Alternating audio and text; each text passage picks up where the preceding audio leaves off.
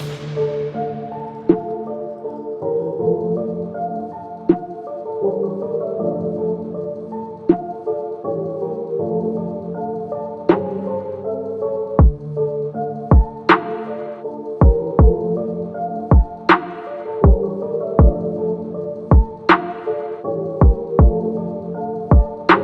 everyone, to Paranormal Roundtable. I'm your host, Josh Turner. Almost forgot my name there. I was like, Josh Turner. And with me, as always, is Anthony and... Mushu. Yes. Once again. Okay, good. You want to do the introductions from now on? Yeah, I guess. I mean, if you don't want to. Okay, go ahead, talk. I'll just sit here. It's your world. I'm living in it. Hey, everybody. It's the one and only here. You're back at it again on XM 183. Don't quit your night job. And I say night job because he works mostly at night. Well, he sleeps. But anyway, he's over with a stunned look on his face like he don't sleep. You know you sleep. I get paid for it. Oh, my gosh. I get paid for being lazy. You know I'm in charge. He got paid a lot of money to sell that icy hot patch.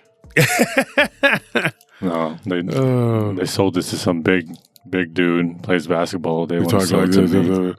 But he talks like you too. You go blah blah blah blah. Well, they confuse us for each other, and even though I did the commercials, he gets all the money. He's he rich. looks so similar.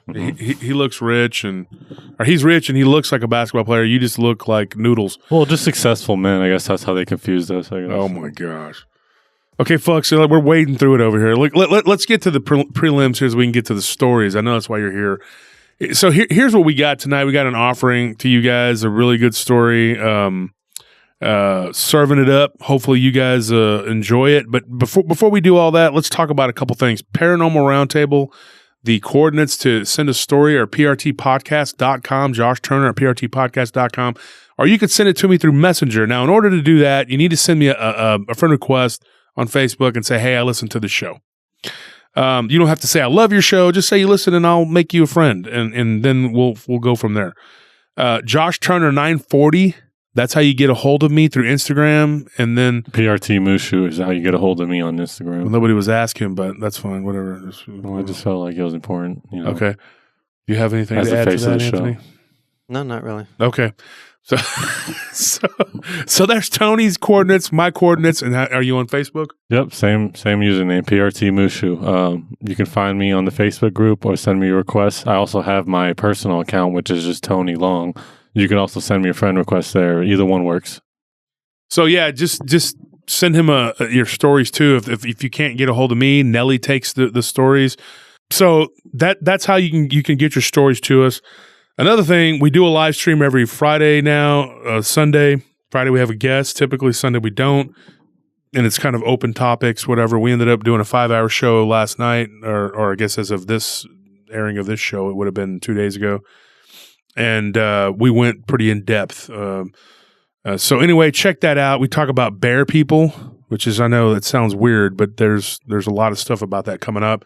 And then we got into angels, demons, aliens, what they are, blah, blah, blah. Anyways, check out the Friday and Sunday live streams. And don't forget, every Tuesday, we're here to do the podcast. Now, without further ado, let's get started. So the first story I have... let me just lay it out there for you. This guy, his name is Jose, and he's from El Salvador. He was born there, raised there, grew up there, and he had some pretty interesting encounters starting from when he was young. And what really struck me about this guy, he was introduced to me through a listener. He had no idea about my show or that I even existed. And he's never told his stories to anyone, and I don't really know that he's interested. I tried to get him to come on the show. I think he talks perfectly fine, but he's like Phil Stern. He's very self-conscious. He's like, oh, I don't talk good English. And I'm like, dude, you remind me of my German friend who talks perfectly good English. And he articulates well. The guy's very well spoken. Later on, he ended up going to school for Bible theology, and we talked for a while because we just went back and forth about, how I am with Bible theology. And so I really liked the guy. He was cool, and I wish that you guys could meet him, but he really did. I just couldn't convince him to come on and tell the stories himself, but he's a pretty good storyteller. So what he told me was growing up in El Salvador, he was poor, and he had 7 brothers and sisters. Or counting him, there were 7 altogether. And he was the second to the youngest. He had a daughter that was, or a sister that was younger than him. And so he was the youngest boy. So him and he had two older brothers, the rest were all girls. And his two older brothers would always go out fishing. And what they would do is they would go out to the river, and it was called the Limpa River. And I mean, you can probably look that up on a map or whatever. And they would throw out lines, to catch fish. And they grew up basically on this river. And he said that, let's back up a little bit. The first thing that happened to him that he remembers, he was like 13 years old, his grandmother had just died. So the reason this is important that you tell the whole story about these people, because there's people that I believe are experiencers. And I think Jose is definitely one of them. So I started calling him Pepe, and he's okay with that. And Anthony, you want to explain the Pepe thing? How they... In Spanish, certain names have certain nicknames tied to them. Like if your name is Jesus, then your nickname is probably Chuy. If your name is Jose, your nickname is Pepe. I don't know why it works that way. It just does. It just kind of does it. In the same way that William in English is Bill and Richard in English is Dick. Makes perfectly no sense, but... just does what it is. Oh, it's like a A-Rod, P-Rod, like, those, anyone with a Rodriguez last name, they just take the first letter of their first name. Yeah, but that at least makes sense. It's not like random. Well, leave it to Tony to say something stupid. But anyway... At least what I said made sense. It's part of his charm. Well, yeah, but you made sense when you shouldn't have made sense, because that's not the way. Yeah, because I was talking about something that didn't make sense. So if I refer to him as Pepe because I got to know him and I started calling him Pepe because your brother-in-law, my nephew, just had a baby with your sister. My sister, yeah. Yeah, and little Lucas. Beautiful baby boy. Beautiful baby. So prayers for little Lucas. Such a cute little baby. And so they just became parents. So he's Pepe. He also, cuts our hair. I toggle back and forth between him and my other hairstylist, but that's why my hair looks so good all the time. But anyway, rambling. The point is, the guy, I started calling him Pepe, and we got to know each other. And over the series of 3 different phone calls, he gave me a ton of information. And one of the things that he told me was his first experience that he remembers was when he was 13 years old. And these people lived in absolute poverty. There was no running water, no electricity. He goes, you went outside to use the bathroom, and his dad was just a really poor. Basically, they lived off the river, like I said. Whatever the river gave them, that's what they did. They ate a lot of fish, obviously. But his dad had a little garden. His grandpa, they had a little garden, and they would have vegetables and fruit and things like that. But there was always something going on. He's like, his uncle got killed when he was young. He watched it happen when he was like 9. It was terrible. So he went through all this horrible whatever. His mother had polio from birth, which is something in the third world that you don't really think about here. And so she was missing like part of her left arm. And so, she was basically disabled from when he was young, And so he grew up like, he goes, by the time he was 10, he was like an adult, something that people in this country can't really fathom, So he had a pretty hard life, but he lived a very colorful life. He's a few years older than me. But what happened was he was 13 and this grandmother died, his bolita, as they say in Spanish. And he wakes up in the middle of the night and he had to go to the bathroom. When he goes outside to go to the bathroom, he sees his grandmother standing there. And this story was really compelling. He said that she was pointing at the outhouse and told him, no los baños, no restroom, don't use it, And he said that she was talking like really fast, like to where he could barely understand her, but he understood because he was like bleary eyed and he was like, what? And when she pointed and he looked, he said that what he first saw, he thought it was like a dog, like a black dog, basically. It's like a black dog story, and it walked and it went into the little outhouse. But the outhouse, the door, you could see that because the door had been knocked off because of a storm. And he said that he goes, I saw this, what looked like a shadowy thing kind of go into the outhouse. He goes, and then it just hit me. I'm like, my grandmother died like, days ago. She's already been buried and everything. And he looked back and she was gone. And when he just like dismissed it and he kind of shook off the cobwebs, he goes, I was really sleepy. And I just kind of shook it off, and I thought, well, I got to use the bathroom. I don't have time for this. I just thinking he was so half asleep, I was dreaming. He says he starts walking toward the bathroom. He can't see in the outhouse because it's dark.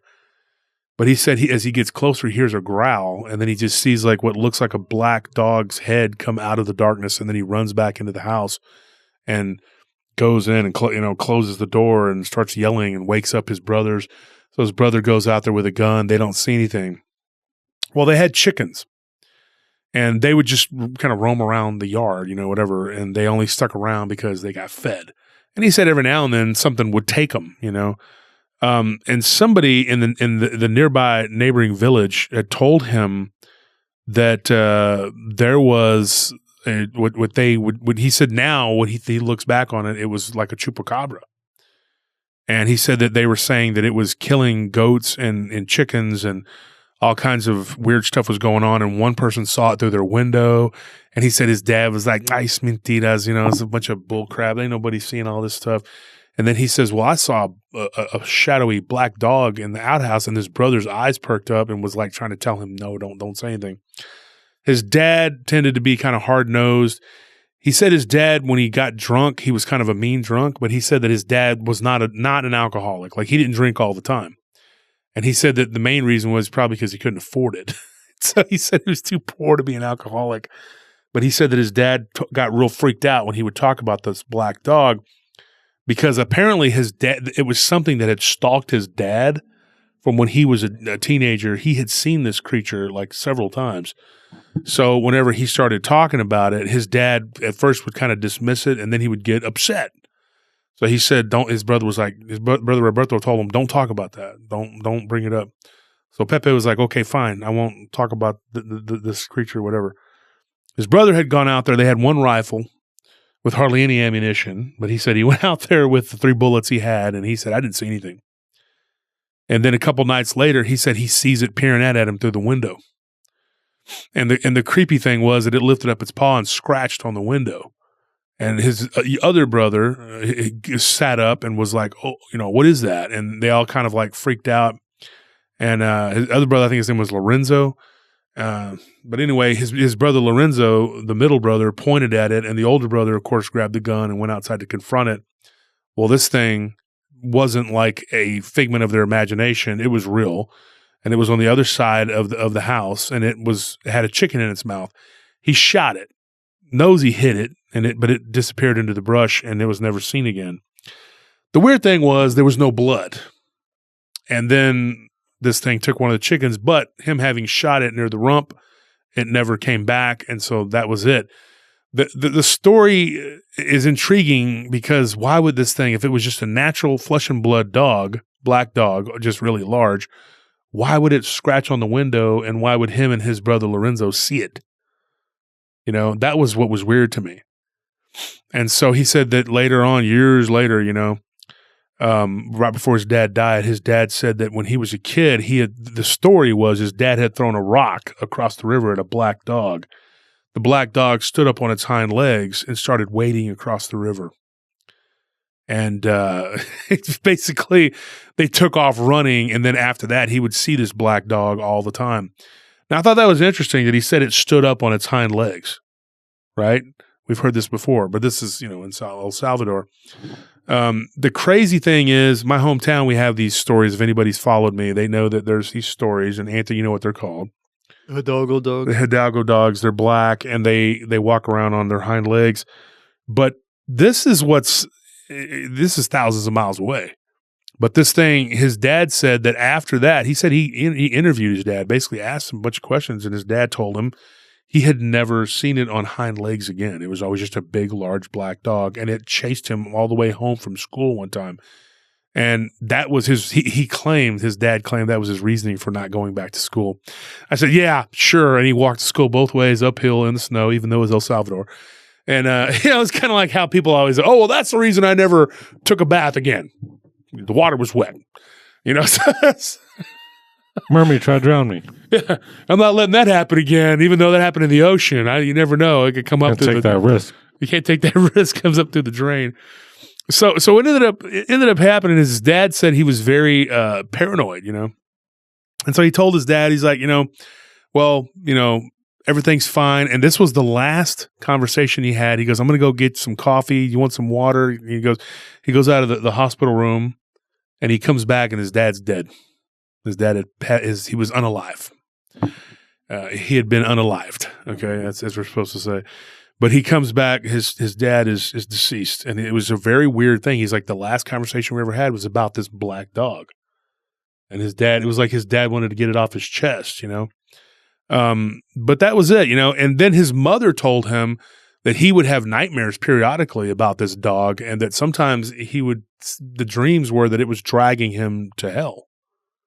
I mean, it was really intense, and he'd wake up thinking, and he would be sweating really bad, and his body would be hot. So that was his dad, but his grandmother appearing to him in that dream, that wasn't the only time she did that. Another time he woke up and his grandmother was sitting by his bedside when he was really sick, and she was saying the prayer, like the Lord's Prayer, over him, whatever, and doing the rosary, and he woke up, and then the next day he was feeling better. And I told him I had a very similar experience with what I believe was my abuelita when I was sick with the swine flu. And I told him, I said I nearly died, and my abuelita came to me in a dream, at my bedside, and I don't know if it was a dream or what, but it seemed very real. And so anyway, we have that in common, and so we went on. And another thing we had in common, this happened when he was 15. He said that after those events, there was nothing really going on. He didn't really have anything weird that he could remember until he was 15 years old, going on 16. And they were in the river, the Limpe River. And the Limpe River is it's a big river, right? And so it was like these little creeks that flowed off of it, and you could go in these little coves and stuff. And he said that the fish would go up in there, and then they'd get kind of stuck. And so it was a good place. He said some of these places you could take a net and just go down and scoop fish out of there. And he said it was awesome, when it would rain, and then the water would kind of settle, and then it would recede a little bit. These fish would get stuck in these little pools. And so they'd go back, and there was just one cove. He hated going in there. And it was literally called the Haunted Cove, because the story was that it was haunted and that there were demons there. And it was completely surrounded by trees. And when the water would get lower, as the water would recede back into the river, you could see like this large incline to the bank, and there was this like kind of steep hill that had been kind of carved out by the river and the floods, And he said, I went up there one day, and he goes, and we hear this splashing on the bank. He goes, and my brothers are just grabbing fish left and right, and they're like, come on, help. And he goes, no, dude, I'm telling him I hear something. So the older brother says, okay. And his older brother was not one of those. He said his older brother was probably the most superstitious of the group, because he was the oldest child, their second oldest child behind one of his sisters. And he was the oldest boy. So a lot is put up on him, and he was like the protector. Roberto was the big one, the tough one, whatever. And so he told him and his brother Lorenzo, he said, shh, like that, and he's like, and they hear splashing, and then they look, and they see something move really quick to their right, and then they look, and there's this thing on the bank. Now, this is the crazy story here. It looked like to these guys. He said, "Dude, if you were to draw a picture of the devil, that's what it would look like." And I said, "The devil? I mean, there's a lot of different ways to draw the devil." He goes, "No, just like horns, pitchfork a tail, like the devil, but not red." He said it was a brownish color, kind of the color of the banks and then the water by the bank, And he said that it kind of blended in. It was like a greenish brown color. And he said that if you took like in what I described to him like reptilians, and he said, yeah, but like with horns. And he said that it had like the nose where the nose should have been. There was just like these two holes right there but it protruded outward, which was really weird. He said, I got a really good look at this thing. He said this happened when he was 15 years old, and it was like in the mid-90s or something. And oddly enough, it happened in October, too, the same year and month that I saw the Dogman. So that was another weird thing that we had in common. And so he told me, he's like, dude, I sat there just stunned looking at this thing. I said, how tall was it? And of course, he gave me centimeters, but in his word, it was about 7.5 feet tall. And I told him, I said, wow, that's about the size of the dogman I saw. But it wasn't as big. He said it was tall and kind of thin, but it was wider at the shoulders, and the arms and legs were kind of thin. But he said that there was something sticking off of its back, and they didn't know what it was. And it kind of sat there and looked at them for just a second and then just kind of ignored them. And then it jumped into the water and dove. And then they saw like the way when its feet came up, it had these spurs on the back of its feet. And he said it was the weirdest looking creature, dude. And he said we stared at it. And then he goes, we had a little motorboat, you know? So his brother's like, let's get out of here. So they started trying to get the thing going and it wouldn't start. You know? Typical. And he said, yeah. And he said this thing pops up out of the water about, 8 to 10 feet out in front of their boat. And he's like, oh my gosh. It's right there. He said, then I realized what those ridges were on its back, because what popped off of its back were these big wings. And when this thing unfurled, he was like, dude, this is, a demon, a devil, a diablo, And his brother and him, they're all screaming and freaking out. And he said that the thing kind of tilted its head sideways, like it was trying to listen to them as they were screaming. And he said, dude, and I said, this sounds kind of like Jeepers Creepers. He goes, yeah, I've seen that movie. He's like, it doesn't do it justice. He goes, this thing kind of looked like that, but it was way more real, and way uglier, And he said that this thing was like terrifying. And he said that the Jeepers Creepers monster had more like a human sort of, feel to it. He said this thing had no humanity at all. He said it was almost like a demonic animal, the way he described it. And he said that it just flew up real fast and it just went straight up into the sky, probably 60, 70 feet, and then just bolted off, to their right, and just was gone. And he goes, dude, I thought, wow, that was, just the weirdest. Said that it had what looked like scales all over its body. The chest had like bigger chest plates, and he couldn't tell if it was bone or what it was made of, but it looked like it was like a exoskeleton almost on the top. The way he described it, and that's what conjured up the image in my mind of an exoskeleton. It had these big claws, and it looked like it was eating something on the bank. Fish. It was eating fish. So it was eating. We know that, and it had these weird wings, with these ridges on the top of its back, and it had a tail, and it had horns at the very top of the head that protruded outward to the front of the head. And he said that they looked very menacing, like if it were to, and had a really thick neck, it looked like it could literally gore someone with its horns if it had to, And the hands had like really long talons for hands. And big teeth, it had a little bit of a snout, not much, and it had really big like fangs and teeth, and it looked like it could really do some damage. And so he said, "Thank God they didn't. They were all praying and screaming, and it just took off." And one of his brothers thinks that their prayers actually made it go, because it tilted its head, and when he started screaming the name of Jesus, that's when it took off. I said, did you pray? He goes, dude, I just sat there crying because I didn't pray. He goes, I'm not going to lie. I was just sitting there crying, and my brothers were screaming. My one brother was screaming threats, and the other one was praying. And he goes, but I do remember when he started saying Jesus that it took off. And he goes, so then his brother kept saying, see, I told you it was a demon, a Diablo. So that story was pretty crazy. And when he told me that, it brought back memories of what happened to me when I was 15. I'm not going to get into that, but I just remember, the fear in his voice reminded me of what had happened to me. And I thought,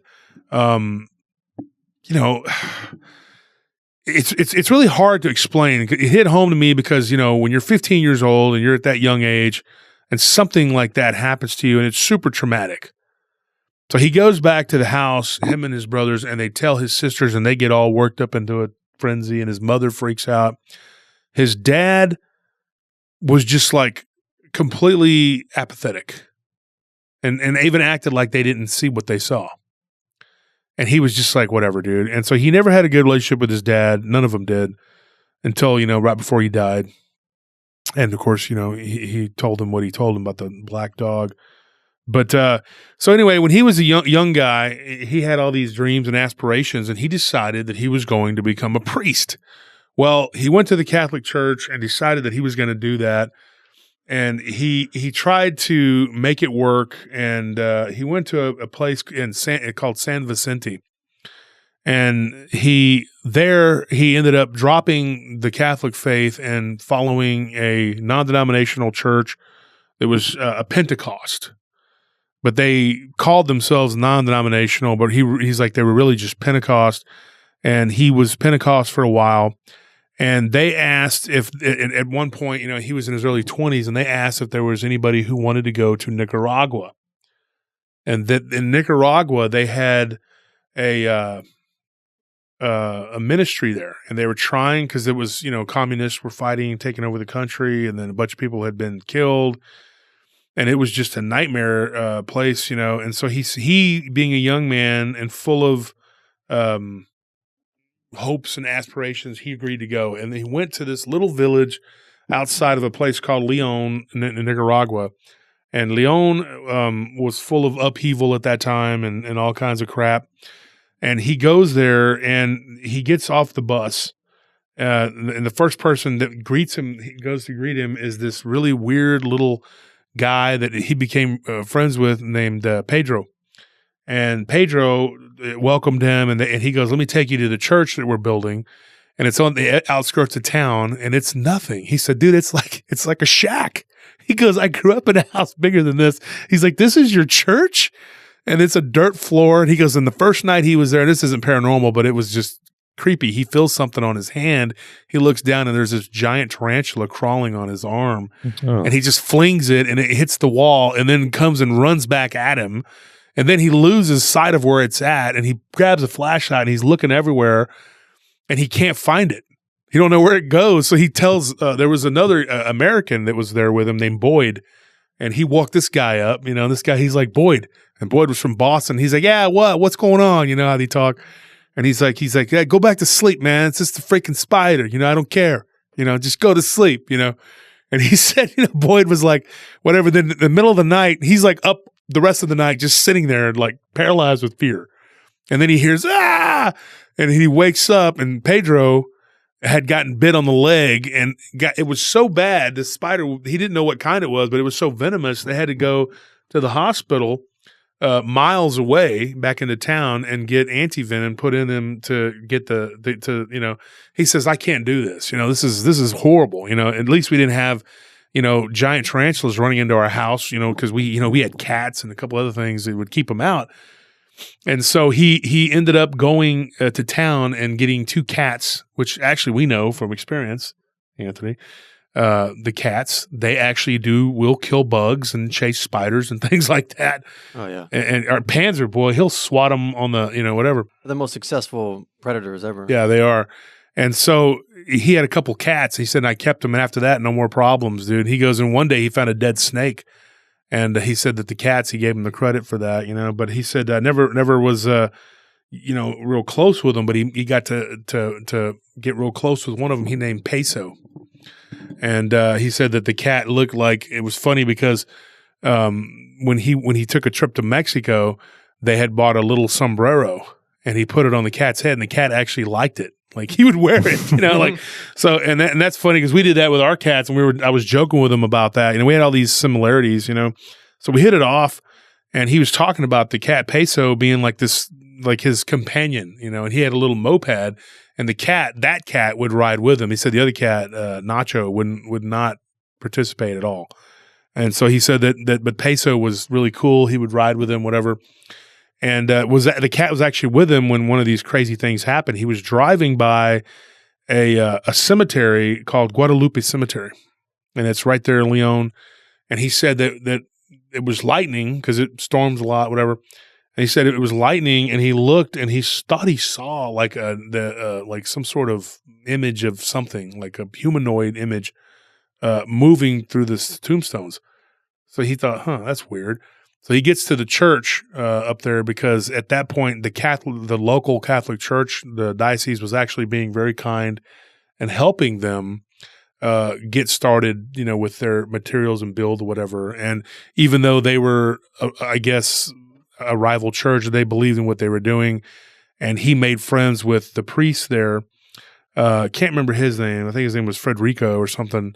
And I don't know if that's his real name or whatever. But anyway, he told me this priest's name was Frederico, and he became friends with him. And so one day he tells him, he goes, dude, I was driving by the cemetery and my cat freaked out and like started hissing, and he's like, and I slowed down, and when the lightning struck, I thought I saw something moving around that cemetery.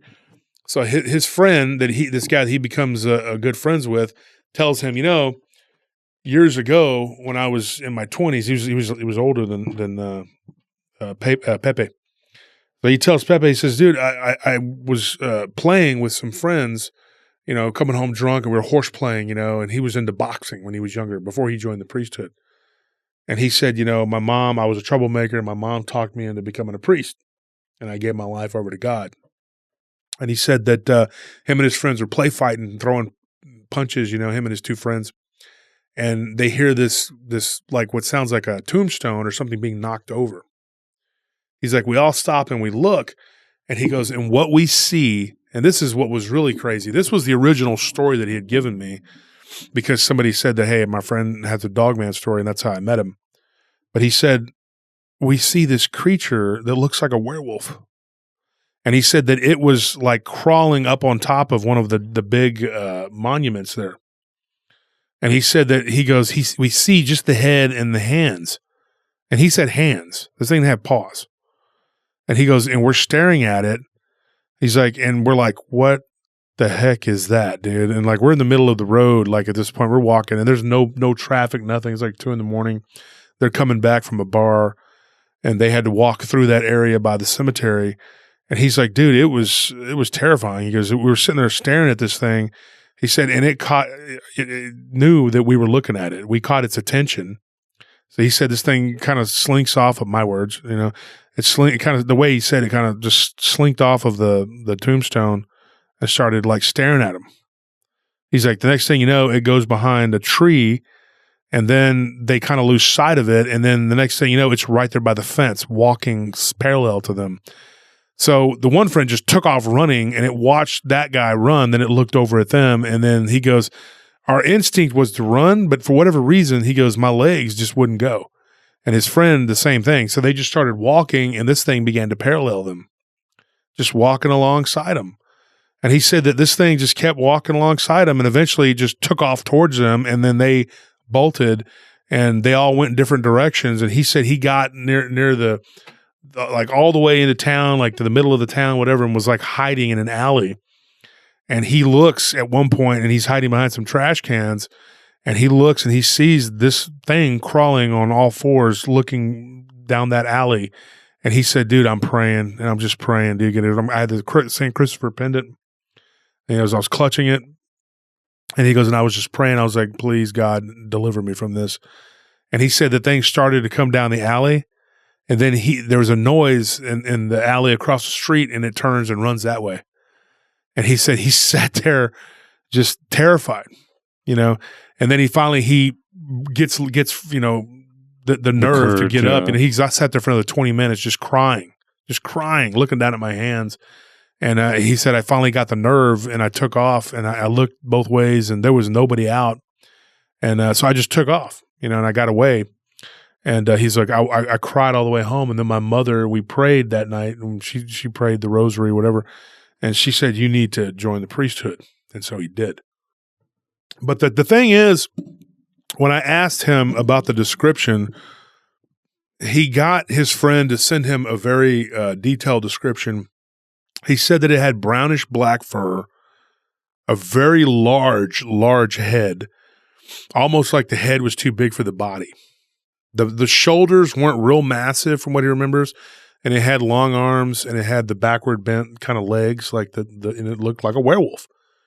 And he said that it was definitely hombre lobo, man wolf.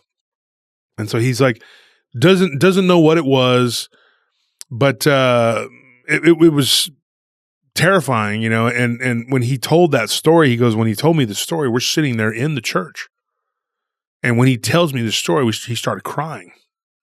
And he said, dude, he goes, it was like God spared me. He goes, and I knew I had to do good at that point. I knew I had to stop doing what I was doing or whatever. And he said when he first tried to join the priesthood, he got rejected. And he was very upset because he was like, and so he started going to church, and being very devout. And the priest that was in charge there saw that he was serious about actually trying to do right and do good. And so eventually he got, accepted and he was able to join. I guess he was like 19 or 20, something like that. And he had decided to give his life over to God. And so that's why whenever they were building the church, even though it was not a Catholic church, he got a lot of help from this guy. And he said that without his help, it wouldn't have been possible. And typically those churches, they're almost like opposed diametrically, because the Pentecost, a lot of Hispanics become Pentecost because they're disillusioned with the Catholic Church. But this guy was very kind and very gracious. He said he was one of the nicest people he'd ever met. Unfortunately, I do believe that guy has passed away. I think he said he'd had a heart attack or something. But anyway, before this was all said and done, they would end up going through hell together.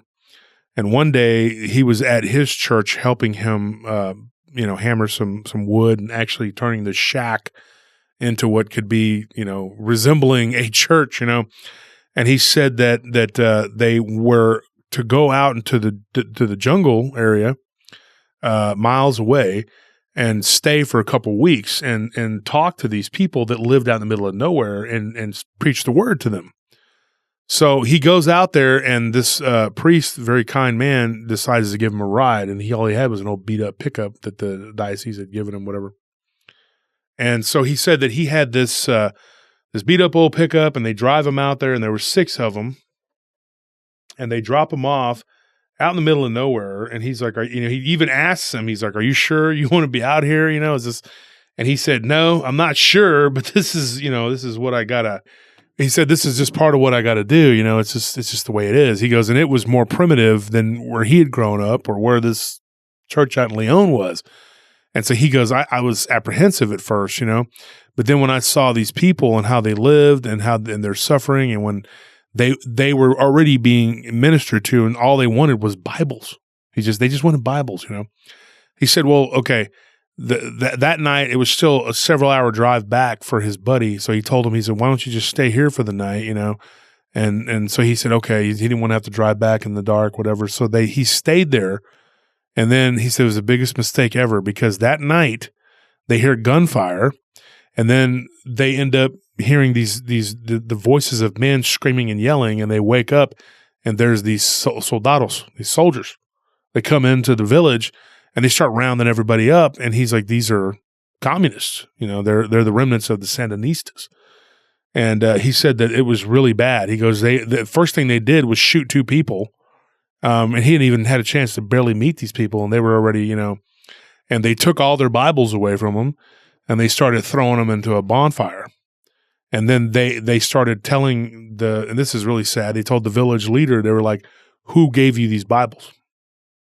And they asked him over and over again in Spanish, and nobody would speak up. So then he goes, "I'll never forget." Guy lifts a pistol to the guy's head and was about to, pull the trigger, and he says, I did.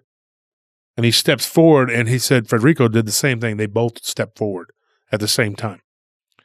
And he said that I was so scared, I didn't know what to do. He's like, there was a woman next to me, and I was just squeezing her hand, and then I reached over and I grabbed Federico's hand, and we all just kind of stepped forward together. And he said that at that point, they're like, "Oh, okay, so all y'all are just going to," it's kind of like, I'm Spartacus, So he says, "Okay, well, we're going to get to the bottom of it." And so shot another person. And he stepped forward again and let go of these people's hands. And he said, "I did this. It was me." And so he goes over to Pepe and he says, "Okay, so you're the smart one that thinks he's going to do this and do that and blah, blah, blah." So he pistol whipped him. Next thing you know, he wakes up, he's blindfolded. He's in the back of a truck with like wooden slats. And he goes, I roll over, and I can see, it's daylight, and I can see the ground below me, through the wooden slats, and there's like gravel flying up and hitting my face. And he said we drove for what must have been hours, and then we end up out in this middle of nowhere, and they put him in this like barn warehouse type place, and there were soldiers everywhere, like people dressed in camo, you know. And these soldiers were screaming and yelling, you know, commands, and every day they would come to them and basically, you know, accuse them of being, you know, fascists and telling them that they were, you know, capitalists and all this other stuff. And he's like, dude, I'm just a human being from El Salvador. And they were particularly interested in him and the priest. And they kept telling him, why are you here? What is your, you know, reasoning for being in our country? Why, you know, you're from El Salvador. Why are you here? Why are you here? You know? And he kept telling them, look, I'm just trying to spread the gospel, you know. And then they told him, we don't want you spreading anything. You're not going to, you know. And so for days on end, there was a guy that would come in there, and this guy's name was Herman, and he kept telling him, he's like, he kept telling him to say that there was no God. Like, that was this guy's mission, was to break him down. And he said, if God is real, then why doesn't he come down and help you? Why doesn't he save you? He's like, if this Jesus is so powerful, why does he not save you? And he would hit him in the stomach with his gun, and then they tied him to a chair, and they beat him, and they would put cigarette butts out on him and stuff, you know. And they did this to the priest too. The priest, he believes that they did something to the priest that hurt him. Like, literally, that's why he believes that, because I think he said he died of a heart attack or heart failure or something. I don't remember the exact cause of death. I know it had something to do with his heart. But he had gotten hit in the chest real bad, and they had bruised his chest, because you remember when they laid him in the back of a truck and they were driving, his friend was like barely breathing. You could see that he was barely breathing. And so he remembers just rolling over and putting his hands on this guy. Because in the Pentecost, they do believe in laying hands and all that. And he just prayed and he begged God. He said, please heal my friend. Please deliver us from these evil men, please. And he said that day, it was like that night when they were driving, they were told that there was a place that they would take people out into the bush and kill them. And he said that the truck just stalls. Now, I don't know if this is a miracle or a divine intervention or what, but these soldiers, they get out, and he said that they weren't very bright. He said these people were very uneducated, you know, and they were horrible people, you know. But he said that one of them was a young guy, and so he told him, "Frajo, por favor," you know, he asked him for a cigarette. And the guy says, okay. So he goes to get a cigarette, and then he reaches for his pocket. The older guy, the one that was driving, the one that was holding the gun or whatever, was looking under the hood of the truck. And he said that the younger guy, the one that was driving, was like, hold on, I'll be right back. Un momento. So he goes into the front to get whatever. And when he does, he has this piece of metal that he had been working on for a couple of hours, and he managed to pull it out of the side of the truck. There were like these, like you've probably seen these trucks where people sit with the wooden benches and the backing is metal. And there was a piece that was sticking out that was rusted real bad. So he had pulled it out and he had it, and he was trying to cut himself loose because he was just tied up. And he said he managed to get his hands loose. And when the guy sat up, the guy went to hand him the cigarette to his mouth. He said he reached up, and the guy had his gun like kind of like resting on his chest. He said I couldn't believe how easy it was. I just grabbed it, and there it was. I was holding an AK-47, which he had shot. He said he had shot before, you know. And he said I grabbed it, and I just pointed the weapon at him, and I told him, don't make a sound. And he said it was almost like an out-of-body experience. He goes, I could see myself doing this, but it's like something was over me. You know what I mean? He goes, and I just got up very quietly, barefooted, walking on this gravel road. And he said, and my feet were bleeding and hurt. And he goes, I felt no pain, nothing. And he goes, and I walked around to the front of the truck, and I pointed the gun at the guy. And, I was sitting there holding this rifle. I pointed it, and this guy just slowly puts his hands up, you know, and he says, throw your guns on the ground. And so he told both of them, you know, to go and sit by, you know, on the edge of the road. And they kept asking, are you going to kill us? Are you going to kill us? And he says, I might. And he kept telling them, you know, and he says, and it's like, it wasn't me. I'm not a violent person. Never have been. And then he goes, I look up, and Federico is like sitting up, and he's like, his chest has this massive bruise on it, you know. And he said that he was spitting up blood, but he was able to sit up.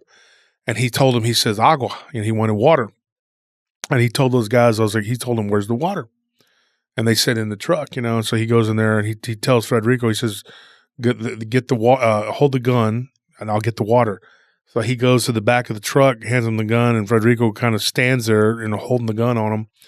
And while he gets the water, he goes, one of them gets up and starts to run.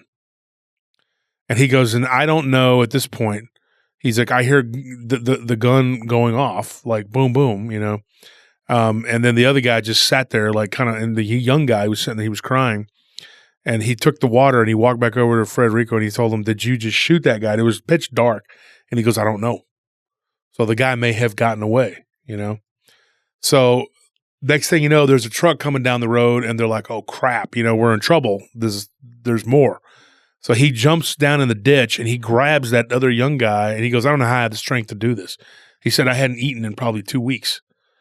And so he goes, I pulled this guy down. He goes, all I had was like a little bit of water, in me. And he goes, at that point, my organs were probably starting to fail, And he said that he was sitting in the ditch and he goes, just as this truck was starting to pull up, he's thinking this is it. So he gets ready, to just start, he asked that guy for another magazine, and the guy with his hands up says, it's right there on my chest, and he grabs it and he says, I'm about to, start shooting these people. And it's just a bunch of workers and they're singing. He goes, and they're singing hymns, like, Christian songs. So he starts waving, hey, help me. And they're like in shock, and they get out and they see the soldier, and immediately they go and they grab sticks and just go toward that guy and start beating the dude. And then he's like, no, stop, stop. And he could see it was just a young kid. He goes, he's probably like maybe 18, he was crying. And they took him, and so he got him and he put him in the back of the truck. They didn't see what happened to the older dude or whatever that had ran off. That was his superior. And so he goes, we ended up, a funny story about that too. They ended up getting back into town. They drove to this which was like a village or whatever, where all the people that lived in that village were armed. Like they were like not taking it from these Sandinistas, and they were like, we're not going to be, victims. And so the guy, they called him the patron. This guy, they called him Juanito Patron, and he says, dude, we're not victims here. He goes, everybody here works and we have weapons, whatever, and they nursed him back to health. And he said at one point he witnessed a firefight between the communist guerrillas and this village, and they drove him off. He's like, they weren't taking it, dude. And they had a little makeshift church there and everything. And they would go and they would do mass and all that. And so they had this guy to be their priest or whatever. And he actually he ended up staying with these people, his friend Federico, for a while. He stayed there for like a couple months, and he managed to get back into Leon. Pepe did. And then he went back to work, working and whatever in the church and all this stuff. Well, it was a crazy story that was relayed to him. Another, like I guess, a paranormal story that was relayed to this guy, and it was about the church that Federico used to work at. And he said that this guy came to his church and started telling him that he had witnessed a woman who was demonically possessed, that like had actually ended up dying subsequently after being possessed. And she had gone to that church. And so he said, when Federico comes back to town, because he's trying to set up a church out there in that village. I can't remember the name of the village or whatever, but he said, once he comes back, I'll ask him about this story, And he said that it freaked him out and they couldn't do nothing for the woman. That's why he left the church. And so, and it just, I guess, it had a profound effect on this guy when he was like 17 or whatever. And so Pepe said, okay, you can join our church, whatever, and the church was growing, and he knew that at some point, there was going to become an issue there, because some of the people that were Catholic, and not necessarily from the church that his friend was running, but there was another Catholic church not too far away that was closer to where they were at. And he said that they were starting to chafe because there were people that were leaving their church and going to his. And so he thinks that out of jealousy or whatever, they started kind of slandering them and trying to teach their people, hey, that this is bad. If you go to that church, you're going to go to hell type thing, whatever. So when Federico came back, he says there was a guy that came to me, told him the story about the woman who had been possessed. And Federico says, yeah, I remember this woman. And that she actually used to go to that other Catholic church. Well, that other Catholic church was also very celoso, as they say. The priest was very jealous of him and didn't like that he had a bigger congregation, and then he didn't like his relationship and friendship with this other church, the Pentecost or whatever. So he got the authorities to kind of harass him, kind of mess with him, and that church had a little more money, I guess, to try to, so then they kind of started bullying him and the guy and the priest, and then he had the bishop come and chastise him wanted the guy to chastise him for helping that other church because it was taking away from their listeners. Now, luckily, the bishop was an honest guy and said, look, if anybody who wants to hear the word of God, they should be allowed to, whether they're, Pentecost or they're Presbyterian, Methodist, whatever, Catholic, it doesn't matter. Whether they're Catholic or Protestant, if they're seeking out God and they find it in that way, it's okay. But this priest was very aggravated by that. And he said this priest, he said that when that woman had come to him who was had a demon on her, he turned her away. And by the time that woman's family had brought her to Federico, she died literally on the steps of that church. She wouldn't go in the church, and he goes, dude, she was fighting to not go in the church. And he said, dude, he witnessed her neck bulge out and then go back to normal size. And then her arms, she was so strong that she was able to throw two grown men, into the wall. And he said she was clearly possessed, and then she got down on all fours and was crawling like a spider. And then she died right there, in front of the church, and ended up being pronounced dead of heart failure. Her heart just gave out, I guess, from whatever.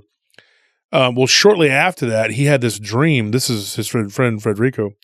He had a dream, and, he had a little house that he lived in behind the church, and he hears, he falls asleep watching TV, but he hears like footsteps going up these creaky steps up to his loft. And he's he hears it and he's like, what is that? And he's half asleep, and he had a weird dream, nightmare, whatever, that he had seen this demonic entity standing in his living room. And what's even crazier is that when he described it, this is freaky. When he described it to Pepe or Jose, whatever, he said that it was what he saw when he was 15. And he said, dude, that sounds just because I've seen something just like that looked like a demonic, like a demon in the river, in the Limpe River when I was a kid, and he's like, really? And he said, well, that night I heard something coming up the stairs, but then when it got to the door, it stopped. And he goes, and I got up and I threw holy water on the door and I prayed. And he goes, and then the door just opens and there's this gust of wind, but it felt like whatever it was going out the door.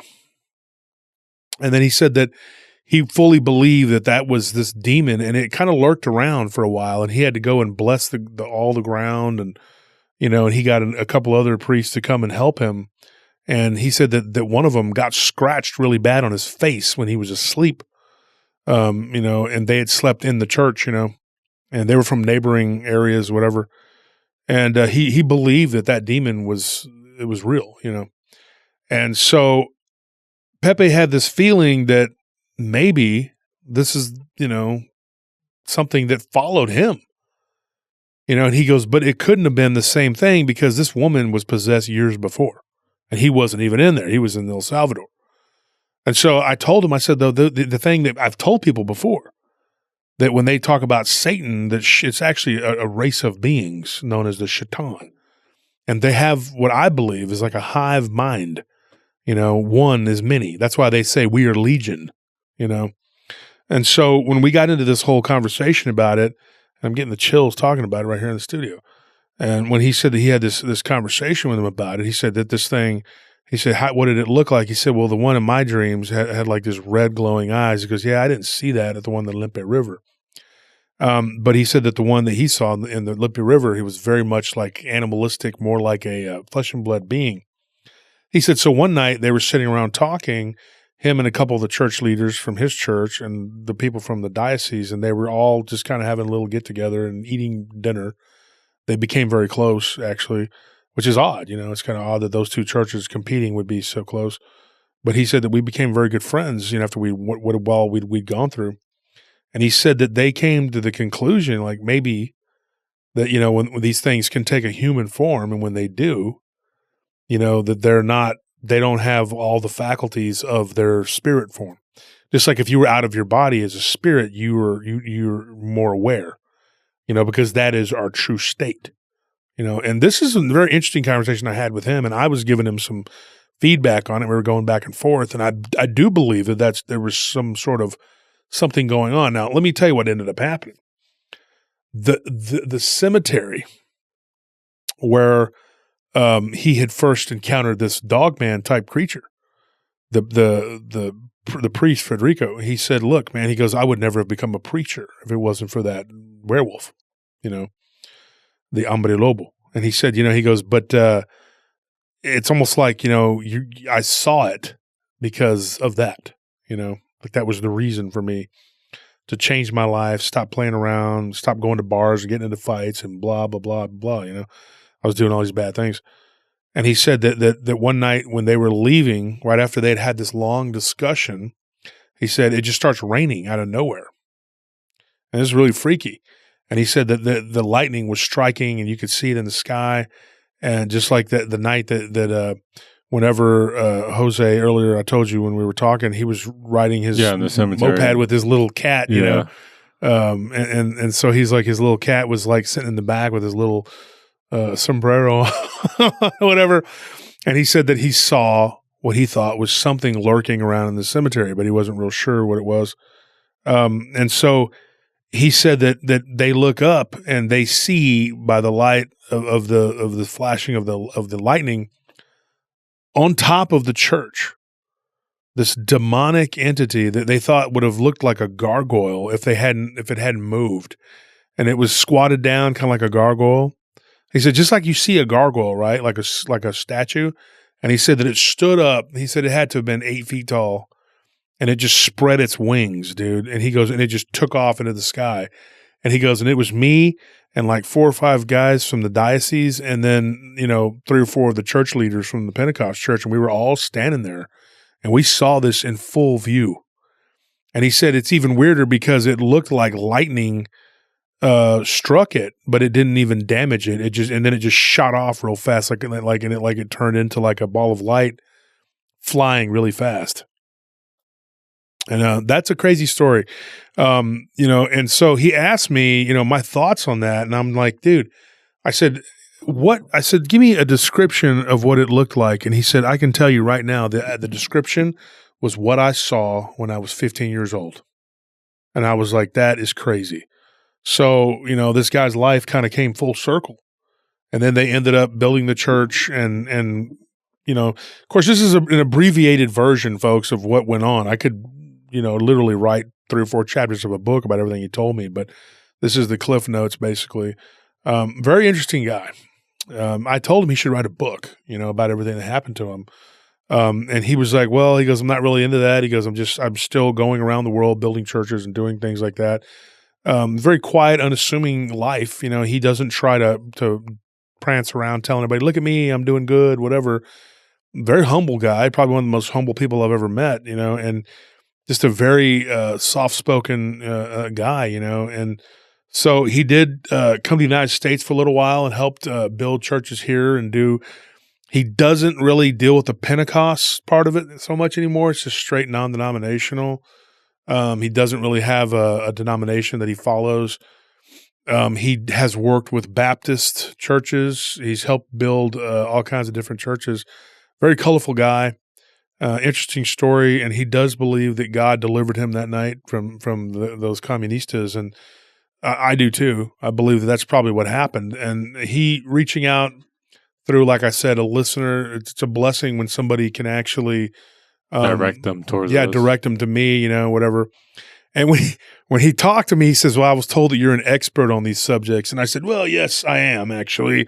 what do you need to know? I know everything from quantum physics to Pythagorean theorem. And he was all like, okay, I just need to tell you a story. I said, okay, I can do that too. But no, I'm joking. I didn't act like that at all. And he actually got me totally wrong. He said he thought I was a very humble and nice young man. And I was like, I'm not young. I am very humble. Probably the most humble guy you ever met. Even if I do say so myself multiple times. Nobody's more humble than me. Nobody does humble like I do. I'm the most humblest of all the humbles. And but that's his story. And I thought it was very interesting and I thought it needed to be told. And, when you go, into the jungle and get kidnapped by communists and, it's basically divine intervention is all I could think of. That truck broke down. He was getting ready to be killed. And then another sidelight I was going to say about the young guy, the soldier that he ended up working with him, turned his life over to the Lord, becoming one of the preachers, and ended up helping him build a church in Guatemala. So that guy turned his life around, and for 20 years or however long it's been, he's been, working with him, and he says he goes back to visit him quite a bit. And so that was crazy, man. He goes, he thought they were going to kill him. He says, and the one guy says, we're not like you, he goes, and the guy just broke down crying. And, he said that, like when they first took him to the church, the first church service he had, he just went up to the front to get saved, and he was just crying.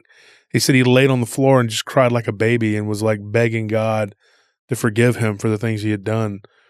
And he had been doing things like that since he was 15. So, he was going on 19 years old or whatever. So for 3.5, 4 years, who knows what he was a child soldier. Who knows what he was doing and what he did, but he was like, he said every time he saw him, he would come up to him, and his name was Juan too. And Juan would ask him, he goes, do you really think God's forgiven me? And he said, yeah. He goes, you're sorry in your heart. You're actually sorry. And this guy admitted to him, he said, we were heading to kill you. He goes, I wasn't the executioner. I drove, but the guy that was with him was an executioner and enjoyed what he did. And it was like, he kept telling him, I can't wait to kill these two, bad word, people, whatever. And he was like, man, he goes, you were going to die. He goes, but I saw, he goes, and he goes, the weird thing was, he goes, when I grabbed your gun, he's like, you barely resisted. He goes, I know. It was weird. It was like I wanted it to happen. He goes, something in me just gave up. I didn't want to be evil. I didn't want to kill y'all, And he said, I didn't want it to happen. So, God works in the way he works, and he does what he does in the way he does it. And we can't, fathom that. We don't know how it all plays out. It's just one of them things, man. And but's really weird though. But since he saw that demon that night on the church, and it flew away from the church, it was like it was leaving. You know what I mean? The grounds. And he said that he fully believes, and the priest did too, that them allowing their love for one another and for the community and to help people and coming together literally conquered that demon, and it made it flee. And he said that was its last, okay, fine, I'm leaving, but, trying to scare him, whatever. And it worked. It scared him a little bit, but it wasn't like, he goes, we didn't give up, and he goes, and none of us had bad dreams anymore or had any more encounters with this thing. He's like, but the fact that I saw this thing when I was 15, and he said he talked to his one brother that was still alive, and he told him, he said, dude, he goes, his brother asked him, he said, do you believe that was the same creature? He goes, maybe not the same creature, but a similar one. And it's just really weird. It's also like, based on what you told me, it sounds like a very scary creature. It sounds like an all-around hunter because, on the land, it already seemed kind of intimidating and scary. Then you see it just immediately go into the water, and it doesn't resurface until it's right in front of you. So it goes from being really far away, holds one breath, goes right about, I think you said 8 feet away from their boat or whatever. And it's just right after all of that, you think like, okay, maybe if we can just go fast away enough from it, then we should be able to escape. The next thing you see is that it just goes into the air. Yeah. So it's like you can't escape from this thing. And like it seems like no matter what aspect of the environment it's in, it can either adapt or excel in it. So sure. When you were explaining it, though, the first thing I thought was like, I don't even know how you could get away from this thing. Yeah. It's just There is no, and when you and Tony, and Anthony, both of y'all, we've heard stories of these things being in the middle of the road, then flying straight up. These winged entities, dude. I'm gonna tell you right now, it's scary to be chased around the land by something, but maybe you can get up somewhere high and it won't. Maybe I don't know. Maybe I'm just reaching. But there's a chance for a survival. Yeah, but a winged entity that can carry a body that size, that's powerful enough, it could lift you up. I mean, I had some friends tell me a story, and I'll get to that, and it's another story, but for another time. But this winged thing flew over them, and I told them, I said, "You're lucky it didn't grab you." I mean, it was huge. I mean, eagles can pick up deer and drop them, and Sure. like they drop them off mountains. Yeah. And so, I mean, I just seeing that, imagining something of that size, it'd be like, oh, it'd be easy to pick you up. Mhm. I mean, especially, I think creatures like that have stronger legs and talons for that reason. Yeah, and I'll tell that story on the live stream next Friday about what they saw. This was at the Overlook. I'll actually write that down, and I'll message him and talk to him about it and see if he can give me the rest of that story. So, folks, I'll tell that story on the live stream on Friday. This winged creature that happened at the Overlook. It's the cliff above the lake, whatever. These things flying, I think, is also reflected in the Bible when it calls Satan the prince of the power of the air. Mm-hmm. But like you said, like maybe Satan is more accurately translated as Shaitan, which refers to a race of beings. So if we take that translation, then maybe it's referring to a race of demonic beings and it calls them the prince of the power of the air, and that's why these things fly up. And maybe that's how they're able to just turn into like this ball of light and shoot up in the air. My only issue with calling them a race of beings is that I feel like, I'm not saying like you can join them, but I just feel like it's more like an ideology where it's like it's an idea of just going against God. So then like you get the label of Shaitan, which isn't. Yeah, let me add you to that real quick, and before I forget this, and I'm going to tell you because y'all are throwing out some crazy stuff here. One of the things is in the book of Job where it says, "Where hath thou been?" And I believe that the Elohim is like a plurality, and then they talk to the Shaitan as a plurality. That's very possible. I'm not saying that's the only explanation, but it's one that's been thrown out there. And it says walking to and fro upon and within the earth. Now, think about it. What Tony just said, he's right, because that would indicate that they don't fly, that they're walking. Those particular ones were walking to and fro upon within the earth. It doesn't say we were flying around the earth, but these particular beings could fly. Now, if you remember when we were interviewing Chris Garitano, and he was talking about that movie Gargoyles, and it's a 1970s flick. If anybody hadn't seen it, check it out. It's pretty crazy. But it shows there's if I remember correctly, and I wish I had Chris here to ask, but I believe in that movie there's two different kinds of gargoyles. There's the kind that just run around on their legs on two legs without wings, and then there's some that have wings. If I remember correctly, There's two different kinds, but they look like the same species, but some of them fly, some of them don't. So that is something to ponder. That is very creepy. Yeah, and like the whole thing they're still called gargoyles. It's just like they have different aspects, and that's why I feel like it would be working with Shaitan, whereas it's like you're not really saying like, oh, this specific thing is a Shaitan. It's just saying like, oh, this is what they're about. This is like when you say that, you're understanding everything that goes apart. It's like a label that doesn't really indicate the person themselves, but his ideology. Or their ideology. Yeah, so then you're saying like Shaitan would kind of be more of an umbrella term that can refer to a multitude of different beings. Mm-hmm. Well, yeah, it's like if I said infidel, you would think like, oh, a Muslim terrorist, and it's not really a sect or like a specific terrorist group I'm speaking about. I'm just really saying like the whole group. Yeah, and I think it's the same for Shaitan. I think that's why, even though these fallen angels were brought down, I think like that's why they are labeled with this. It's not like they joined or changed races. It's just like, oh, they joined this other group now. And just to clarify, we're not saying that all Muslims are terrorists. That's not obviously. We're not even talking about that. I don't want anybody to misconstrue that. No, we're just saying that in the modern day, that is the connotation whenever... Because both sides are calling each other infidel now. Yeah, exactly. It's like everybody's calling everybody Nazi. Like, the right's calling the left that, and the left's calling the right that. Everybody's calling everybody that. And it's it's just a term it's just a it has term a that's label. being thrown around so ridiculously. But anyway, we're not here to talk about all that. The point is, you get it. So thank you for joining us here at Paranormal Roundtable. Please tune in Wednesday, which will be tomorrow, and we'll have the first. We'll offer up the first episode of what we talked about with Chris Garitano. And remember, it's going to be a 3-parter, and it's going to come out on Wednesday, tomorrow, or Thursday. It might be tomorrow, it might be Thursday, depending on when Anthony can get it edited and get it put out. But it'll be the first of 3 episodes, and those are just bonuses, man. I mean, so just expect a lot of stuff for this next few weeks. You're going to be get a lot of content. Yeah, because we're going to have Tuesday, Wednesday or Thursday, and then Friday live stream, and then again live stream on Sunday. And Friday we'll have a guest. He'll be in the studio with us, David Weatherly. It'll be pretty cool. And then after that, we'll have a bunch of stuff going on Sunday that we're going to talk about, and just kind of. Sundays, I think, are just kind of be a recap of the week, probably. That's what it's going to turn out to. Yeah, That's what I think it's probably. They'll be a little bit more loose. And we're just going to talk about stuff, and it'll just kind of be a recap, I believe. But, folks, anyway, Paranormal Roundtable train, jump on it, get your tickets to the conference and come see us. Check out me.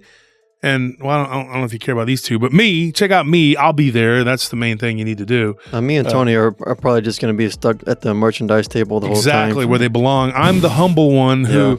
being the very humble guy that I am, you probably should just come check me out. Yeah, he keeps me away because I'll steal away the attention. So I'll be in the closet with the merch. Well, just go hang out with those two. Leave me alone. I'm going to be tired. Ignore the gargoyle. I was tired last time. I didn't even join the after party. I was passed out. Oh, yeah. Yeah, you were just like social party pooper.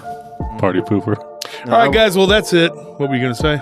I was going to say I was tired because I worked hard, unlike Tony. Interesting. All right, folks. All right. Well, I'll see you. Goodbye. Bye. Good night.